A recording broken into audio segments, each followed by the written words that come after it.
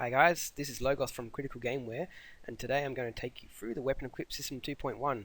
So we've made a few changes to the system from users' requests, and this is the new version. I'm going to take you through all the different steps and let you know what we've changed as well. So firstly, this Weapon Equip System is used to equip weapons to a player, and it can be used in the third-person mode, or also we've got a new first-person mode that you can use it with as well. So I'll just run ahead and show you how it works. Weapon 1 here, as you can see, you can press E to pick it up, and it equips straight to the back there, and I press the number 1 key, and it equips to my hand, and it also shows the texture there, and I can hold down the R key, and it will put it back on my back. Run over here and pick up weapon number 2, so now I have weapon 1 at the 1 key, weapon 2 at the 2 key, and I can also scroll through with my mouse, either up or down, and it will scroll through the weapons that you have equipped. And I can jump over here and pick up the number 3 weapon, and so on and so on. So you can pick up as many weapons as you want, basically, and I can scroll through those as I please. Also, you'll notice over here is weapon 1 upgrades. So that's one of the features of this system, is you can replace a weapon that you have with a newer version or a different version, whatever you want. So I press E here, and that will replace that weapon, and it will spawn it in the world. There you go. I can see I've got the new weapon equipped, and the old one has been spawned in the world. I can continue doing that basically as much as I want. So you can replace old weapons with new weapons with this system and put them in exactly the same slot.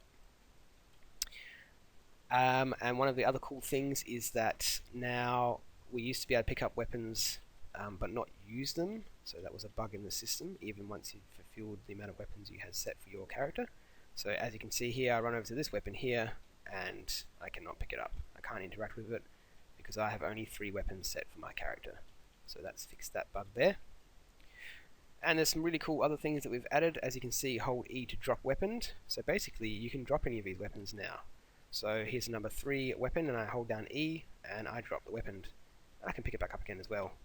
Boom, just like that. And a really cool feature as well of this drop system is that I can drop my number 1 weapon. So the sword is set at number 1, and I hold down E and I drop it.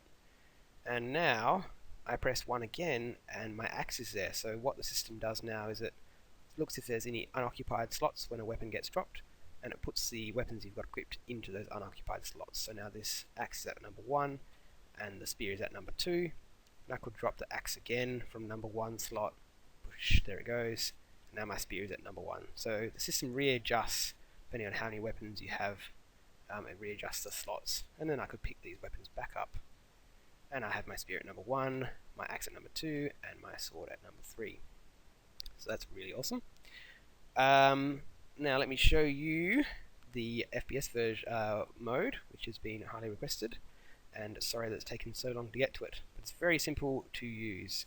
So it's still within this template, but all you have to do is jump into the My Character Blueprint. Here you can see all of the logic for this system, and there's heaps of commenting all throughout it. And we'll be releasing more tutorials on the specific upgrades that we've done to the system. So have a look at those as well. But simply here, I just check this box. Check to enable FPS mode. Simple as that. Compile, save, done. Jump back in, boom, FPS mode. Woo, check that out.